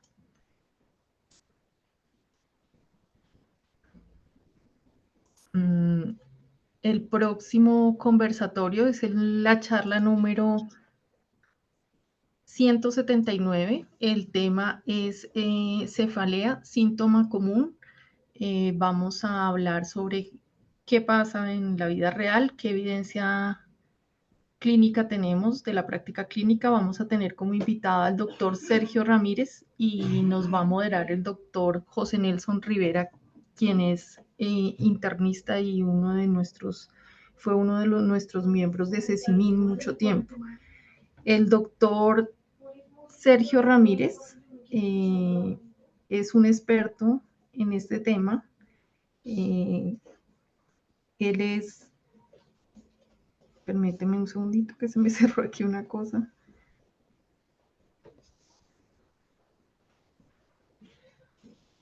El doctor Sergio Ramírez es neurólogo especialista en neurofisiología, cuenta con más de 15 años de experiencia en diversas instituciones de prestigio, es neurólogo especialista egresado de la Pontificia Universidad Nacional Javeriana y de la Universidad Militar Nueva Granada en neurología clínica. Cuenta con una amplia experiencia en diagnóstico, tratamiento y seguimiento de padecimientos como cefaleas, enfermedades musculares sistémicas, esclerosis múltiples, entre otros padecimientos. El doctor Ramírez es presidente de la Asociación Colombiana de Neurología y coordinador del Servicio de Neurología del Hospital San José. Gracias a esto es reconocido como uno de los mejores especialistas en neurología en Bogotá y lo vamos a tener en nuestra próxima conferencia. Entonces están cordialmente invitados. Gracias, José Luis. No, mil gracias a ti, Cristina. Y bueno, con esto ya además estamos hablando de la reunión 179, la de hoy fue la 178, y qué grato que lo hayamos podido hacer precisamente con este tema que despierta tanta sensibilidad. Alessandro, ya para terminar y fuera de agradecerte muy, muy especialmente la deferencia de que hayas estado con nosotros en este momento y en este día, con todo lo que implica para la sensibilidad de un chileno que tiene una conciencia, en tu caso como el del tocayo José Luis Paine, tan vinculada a los temas de la defensa de la democracia, la defensa de los derechos humanos, de la institucionalidad, del diálogo. Y esto también es grato poder decirlo gracias a los esfuerzos de la misión de Chile ante la OEA, el embajador Kralchevich y su equipo. La puerta de entrada a la OEA va a ser designada con el nombre de Salvador Allende Gossens, lo cual es un tema que llega también profundamente para todos nosotros. ¿Qué mensaje final quisieras dejarnos, Alessandro, después de todo lo que hemos conversado, lo que tú has presentado y las distintas preguntas y comentarios que se han hecho? Probablemente las convicciones democráticas tienen mucho más que ver con la forma en la que vemos la vida que con nuestras convicciones racionales. No logro imaginarme una persona que es capaz de empatía y que no consigue conmoverse con la miseria humana y que por lo tanto no es capaz de indignarse frente a la miseria que todavía se vive de manera extensiva en nuestro continente. Por otro lado, tampoco logro imaginarme a alguien que ejerce habitualmente la empatía sin rechazar de manera frontal un sistema que excluya a personas dependiendo de la clase social a la que pertenecen, ya sea por su excesa riqueza o por su miserable pobreza, la raza con la que nacieron y de la cual provienen, el origen social o las ideas políticas que tengan. Alguien que practica la empatía como costumbre es imposible que no se conmueva frente al silenciamiento de otros diferentes. Cuando veo los resultados que se manifiestan en algunas mediciones de opinión sobre la aproximación hacia la democracia, me aterra la idea de que hayamos elegido, a propósito del ensanchamiento de la vida privada que la modernidad nos ha entregado, nos hayamos olvidado de esta condición tan humana como es la empatía. Perdón por usar palabras sentimentales en el contexto de un análisis social y político como el que estamos haciendo a los 50 años, pero me parece que la democracia en la que tenemos que pagar todo, como dicen los economistas, costos de oportunidad para poder avanzar en nuestros acuerdos, es simplemente la manifestación de ciertas cosas que son esencialmente humanas y sin las cuales dejamos de serlo. Y que suponen que es legítimo, por ejemplo, someter a otro a la idea que yo tengo sobre lo que está bien o está mal, permitir que otros y otras sigan viviendo en las deprivaciones sociales a las que han sido sometidos y sometidas históricamente. Y estoy hablando de las luchas pendientes en nuestro continente, en las que tenemos que seguir promoviendo el balance apropiado entre el respeto por las opiniones de los demás, pero la resistencia a abandonar las luchas históricas que en nuestros países siguen pendientes. Yo creo que en ese ámbito el presidente Allende es un ejemplo que no podemos olvidar, porque la democracia, los derechos humanos y la igualdad, ya lo sabemos, es algo que no tenemos que dar por garantizado. Muchas gracias. No, mil gracias de nuevo a ti, Alessandro, a todas y a todos los asistentes hoy a la charla. No sé si nos entendió muy bien lo que se va a denominar con el nombre del presidente Salvador Allende Gossens es la puerta de entrada de ingreso a la OEA. Ya se imaginan ustedes lo que esto significa 50 años después para que el testimonio, el ejemplo, la coherencia, la honestidad intelectual de una figura como Salvador Allende, como demócrata intransigente, quede de esta manera como un recuerdo permanente, no solo en la memoria, sino para quienes ingresen al edificio de la OEA, cosa que va a ser más que positiva. Alessandro, muchas gracias a todas y a todos. Y la semana entrante vuelve a ser los martes, como se estila normalmente. Ya pasando a otro campo, Alessandro, mañana nuestra amistad y al tocayo durante 90 minutos se va a interrumpir cuando juguemos contra Chile, pero la retomaremos nuevamente nuestras vías normales de comunicación una vez termine el partido. Muy bien, muchas gracias por la invitación de nuevo, lo disfruté mucho, muchas gracias. Todo lo mejor. Cuídense mucho, tocayo, muchísimas gracias. Chao, cuídense. Gracias. Chao, Manuel. Feliz noche para todos. Cristina, mil gracias a ti por todo, cuídate. Muchas gracias. Hasta Muchas luego. gracias. Muchas gracias. Gracias a todos. Alfonso, cuídate mucho, un abrazote. Gracias, gracias. Maravillosa charla, muchísimas gracias. Ay, Rosalba, qué grato que pudiste estar acá con nosotros. También un abrazo muy grande. Gracias. Buenas noches a todos. Gracias, Alessandro. Chao, Juan Ricardo. Al general Suárez también un abrazo grande.